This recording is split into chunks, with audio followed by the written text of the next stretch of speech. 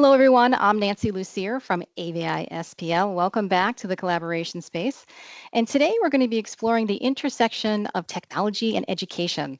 And we're going to discuss specifically how AI is transforming audiovisual experiences in higher education spaces, from smart classrooms and intuitive automation. We'll explore how AV systems are evolving to meet the needs of modern educators and students. So joining me today to help me do that, I have a few guests. And first up is Darrin Thurston from Legrand AV. Darrin, how are you? I'm doing great, Nancy. Great. Could you tell our audience, for those who haven't met you, a little bit about what you do?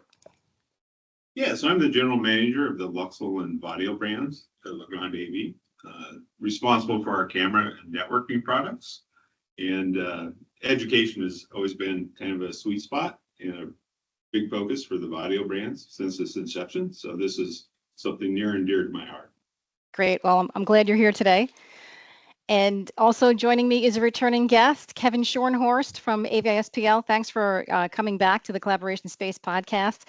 For those who haven't met you, or to remind people, what is your role at AVI-SPL in higher education?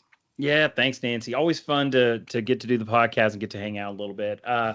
So I am the National Director of State Local Education Business Practices at AVI-SPL. It's called SLED, State Local Education. My role is to kind of bridge that gap between account manager, engineer, and customer experience around higher education. I was fortunate enough to work in higher education for about 7 years. So it's always near and dear to my heart to, kind of speak to higher education. And as I like to say, put my higher ed hat back on and bridge that gap, shall we say. Perfect. Well, it sounds like I have the right people on this podcast. And Kevin, I'm going to jump in right in with you and ask you, what are you hearing? What are higher education institutions expecting from AV systems today? And how has that changed in recent years with all of the changes going on and all of the new technology? It's fun because the expectation is it should do all the things, right? At the end of the day, everybody wants it to do all the things, and they want it to be as simplistic as possible. So that has changed very much. When I first was in higher education, which has been about a decade ago, I started my higher education, technology journey. It was a lot of just, can we turn on the systems from the front of the room, and how do we control those systems within the space? And the space and the four walls that you were within was that was it. That's what you did. Anything beyond the room everything was on a self-contained island. The shift, as you say, is evolving. We went through this little thing called COVID, and there were billions and billions of dollars, and Darrin can probably speak to this too, of money that was thrown into the higher education markets, and everyone went home and everything went high flex, right? So what has changed since COVID has kind of ended and we've transitioned to, we have a lot of high flex learning environments around our campuses. The rooms themselves were standalone. We threw a bunch of cameras and mics in the rooms. And then the question now is, how those assets that are out there in the wild, how are we utilizing them? How are they continuing to be used, or were they put in and collecting dust? So we start to see the evolution of simplicity along those things. There was a lot of clunkiness as how those standalone rooms worked with, camera technologies and microphone systems and things that maybe weren't even planned in many institutions. So, and now it has evolved to, it's not a nice to have, it's a requirement, but it's not a requirement in all spaces. So it was a kind of like, widespread approach of installing cameras and mics.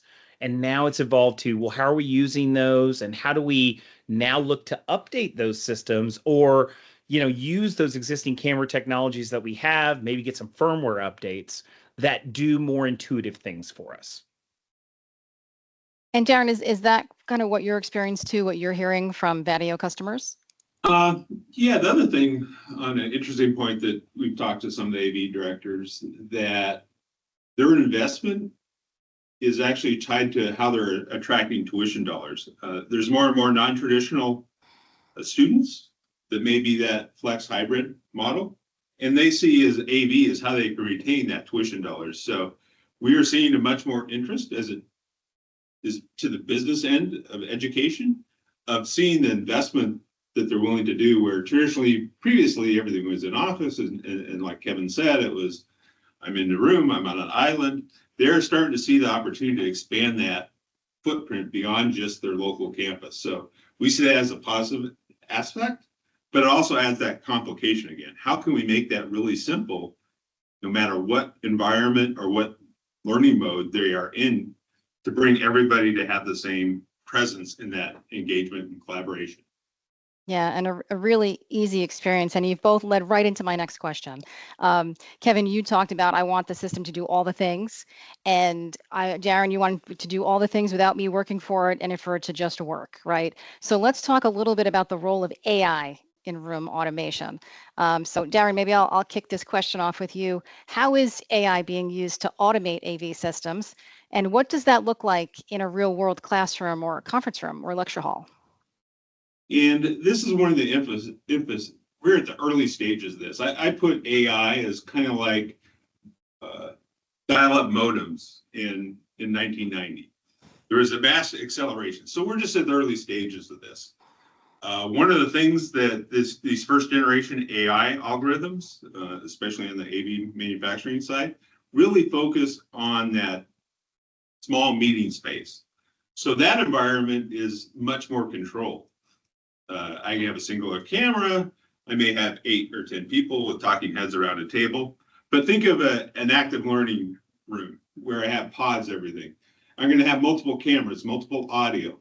That same AI model is not going to work of these first generations. So that's one of the areas we're looking at is now I'm in a broader room. I have multiple dynamics of cameras, different complex audio systems, video processing systems. How do I tie these all together and make the simplicity that AI can offer versus our traditional, everything is, I have to train all the instructors on everything about the AV system for them to operate it. So our goal is to have an instructor come in the room and talk about their content and focus on that and have the room adapt to what they're doing as opposed to I have to train that instructor how to operate AV. Yeah, so Kevin, maybe expand a little bit on that a little bit more about how AI and all this intuitive automation is going to improve that teaching and learning experience, just making it easier for everybody. Yeah, I think Darrin kind of hit it on the head.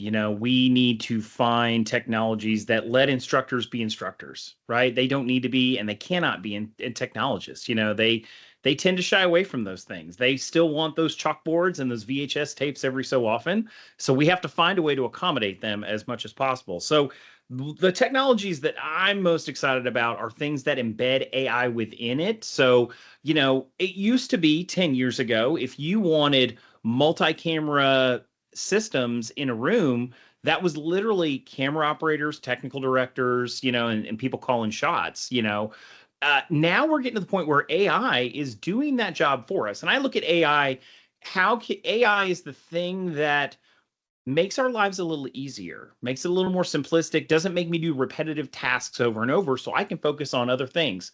Like Darrin said, our content, the instructor content itself. So the firmware updates that we're seeing into camera technology, the auto switching, and as I like to say, the auto magic effect of how camera and audio systems are literally working together as opposed to being independent systems that converge at a recording device themselves. They are converting on the front end to maximize, hey, that's an air conditioner handler I'm hearing. I'm going to X that out. I can tell that this group over here is talking and rustling papers, so I'm going to cut that out. But I can definitely tell when they're answering the instructor because the instructor has stopped, and I'm going to switch cameras and get the person in the back of the room. It gives a true balance of equality from a high flex learning, pedagogical perspective. So, and that's the goal of it, right? It's not just ESPN broadcast where you've got great camera switching and get, pictures in boxes, Brady Bunch view for those of you who grew up watching the Brady Bunch. We are looking for true one-to-one communication that transcends beyond the room itself. And that's where AI is really helping drive that initiative. I will say the downside to this is you do have to have buy-in from the instructional content and the person on the far end to be engaged in that and not just mute their camera and just listen to the content or watch a TikTok on it. So it's a very, it forces you to be a little uncomfortable by utilizing the new technologies to their fullest capabilities. Yeah, you can't be multitasking on the far end because you'll miss out. But putting my teacher hat on, that's given me a lot of freedom. Maybe when we first started doing online learning, the teacher maybe had to sit at the desk, right, and record the lecture. But here with this automation, I have the freedom to move around the room. I can stand at the podium, or I can move over to the whiteboard and start writing on the whiteboard, knowing that the camera will automatically track me and follow me, and I don't have to worry about where I am, right? So a lot of freedom there for the teacher as well. So that's a lot going on, with AI and automation. So let's talk a little bit about some of the things we need to watch out for, or some of the biggest challenges when we're ready to implement AI-powered audiovisual technology, including cameras, in those larger and more complex environments like lecture halls.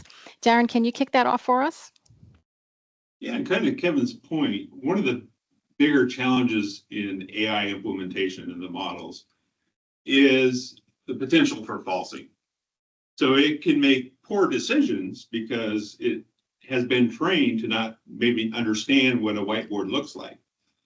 So as we look at improving this, as opposed to everything's fully automated, where we see the future is, can we give the toolbox to those AV integrators that allow them to customize these models, choose the best models for the application? And similar to how we did programming for control panels, how can we leverage the expertise of these AV integrators and design engineers to customize that AI for that particular application? And one of our goals is creating a framework and a software and hardware architecture that we can really leverage that experience and that knowledge of the environment and what the end user wants to customize and tune that AI for the desired effect. So that's really our problem statement that we're trying to solve. Yeah. And Kevin, I would imagine that our design teams and our integration teams are kind of on the lookout for these things, understanding the acoustics, understanding of where those cameras are going to pick up, what the field of view is. What's our side of that in the design of a large space? Yeah, I'd say the biggest jump that we've seen is not so much that, but it's how much time we're spending in the room setting those systems up, configuring those systems, and having specific commissioning specialists who are fantastic audio engineers, but we just don't have enough of those. No one has enough of those guys to run everywhere and do all the things. We are seeing a lot of AI-driven softwares that are automating the room experience from a setup perspective. That saves the integration partner time. It saves commissioning time when we call the 1-800 number and we're calling Darrin and the Legrand teams out. We're having a problem, or we're not understanding what that checkbox means. We're seeing a lot of, and those are things that save money for the customer, right? So it's a win-win-win for everybody, from the manufacturer to the customer to the integration partner. The easeability of setup is not so customized. It absolutely has its elements, and to your point, Nancy, you were talking about large lecture halls. Those are the most complicated, hardest rooms to really give a full experience to. So maybe you modify the teaching modality of that space, and that's more of a really good broadcast out only, right? Because having 80-foot ceiling, open ceilings, and where you mount the cameras and how far down does that ceiling mic need to be, beamforming mic to catch everything, it becomes very expensive. And then what's your ROI on that for that expense? So maybe that's not the best space to have everything. Maybe it's the best space to have a really good broadcast out kind of experience. Mm-hmm. So yeah, AI is making the transition from camera only and a little microphone technology to integrations, simplifying integration for us. So that's the thing I'm most excited to continue to see, along with the fantastic camera options from Vaddio. And I do want to say, I think it's really important when you think about how you're designing a space, whether it be from a customer perspective or, an AVI-SPL is going to make that recommendation, is staying within a brand really does give you simplicity of things, because then you don't have the possibility of people pointing fingers at each other, different manufacturing partners. So I'm a really big fan of finding a great solution that works. And the solutions that Vaddio has been putting out pre-COVID, those systems are still running and gunning and still working, and there's still firmware updating those systems. So fantastic partnerships with those kinds of manufacturers that are going to stand the test of time is crucial for your ROI dollar. Yeah, and always important ROI, absolutely, when you're investing in all these spaces. So let's wrap up by talking a little bit more specifically about these solutions. Darrin, how is Vaddio evolving its technology, as Kevin mentioned, to meet these new challenges? Yeah, so we've been in this automation space for a long time. Our first generation product was built in mid 2000s. It was called AutoTrack. And back then, about the only way you could automate stuff, we didn't know it was AI then, but we just called it AutoTrack, was an instructor or an infrared lanyard. You were doing AI before AI was cool. Exactly. So we worked with the University of Michigan to develop a camera algorithm that could identify an IR, near infrared, it wasn't visible light, and our production camera, or our online capture camera, would follow that lanyard around. So, and then we developed a second generation, and now with the AI using computer vision, we can eliminate the lanyard portion of that, and that's kind of where our evolution is going. Similar to what we've done in the past, we always look at the entire life cycle of the product. How can I build a platform that I can continue to provide new technology and updates without having to have a replacement cost with it? Our next generation architecture that we're building on our cameras is we're going to have a video processing device and a processor that does the normal video functions, camera functions, but we're in the development of a platform that has a coprocessor that is specifically dedicated towards AI. And with the amount of open source industries developing AI, we've been leveraging some models that were developed for the car industry. You ever see that the top view of taking multiple cameras and a perspective view? So some of these open source models have applications where we can actually bring those models into our coprocessors that are just dedicated for AI processing and give that flexibility as this rapidly changing environment is going on, and where we can give software loads of new functionality without having to replace that main function as a camera. So that is kind of where we're seeing, at least our plans are, is we want a long-term platform that can advance as AI moves on without having to do a complete replacement. Okay, sounds good. And Kevin, that sounds like a lot to keep track of and keep our customers up to date with. So you talked a little bit about design and integration, but what tools do you have to help us choose the right, Vaddio and other solutions in each space? How do we know that we're getting the right microphone pickup or field of view on the cameras? What do we do to help our customers out when designing a room?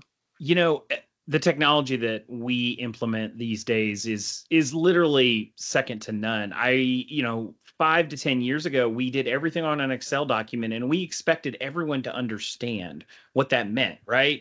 This model of this and this cable of that. And, to the Darrins and the me's of the world, that makes sense. And I can see that. But to a faculty member, to a dean or a president or an IT director, like those things do not translate. They just start going to the bottom line, right? And the bottom line is, how much is this going to cost me? And I hope I'm picking the right person to say that. The evolution of design now is not that anymore. It's always a clear scope of work. It's always walking the rooms. It's having those good relationships between account representative and the customer itself. But the importance of real world, integration design through virtual reality is a daily thing that AVI-SPL does. And it's a differentiator. It changes how you see the room.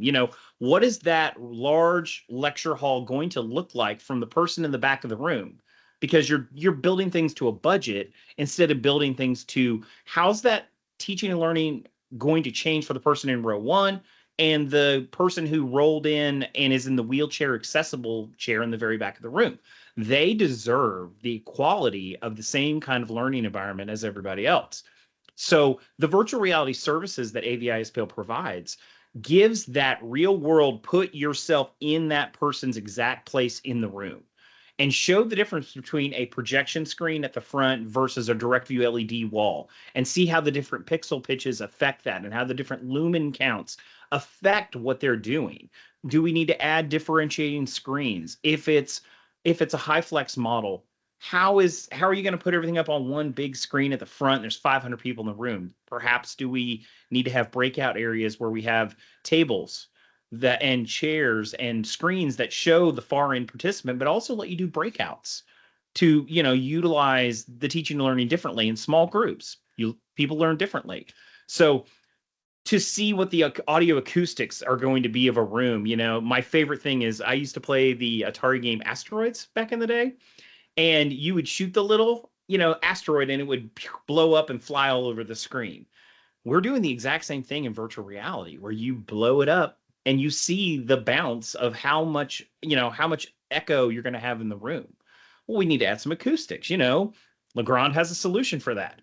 We need to drop the camera to this level. Hey, we're going to change from this camera field of view to this camera field of view. And this is why we make that change. Hey, customer, here's the difference between those two cameras. So it gives people who are not tech savvy a true understanding of this is what the room is going to look like. And they get to, for us, they immerse themselves in the process. You literally will have a design consultant who is building tables and throwing chairs everywhere and having all the students appropriately through the room. And you get to see and feel and in real time make those adjustments, instead of, I spent $500,000, $600,000 and I didn't think it was going to look like this, or I didn't expect it to look like this, versus this is exactly what I saw, and it's in front of me right now. That was a great illustration of that. And Darrin, thank you for all that info.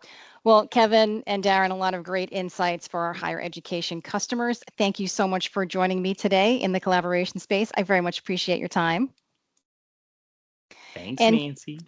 You're welcome, Kevin and Darrin. I hope I get to see you again. And to our listeners, thank you for joining us here in the collaboration space. We hope that today's conversation gave you a glimpse into how AI is shaping the future of education. And if you're looking to get started, you can always contact AVI-SPL. And don't forget to subscribe to the AVI-SPL YouTube channel and follow the collaboration space on your favorite podcast app. Thanks again for listening, and I'll see you next time in the collaboration space. For more information, visit avispl.com/Vaddio.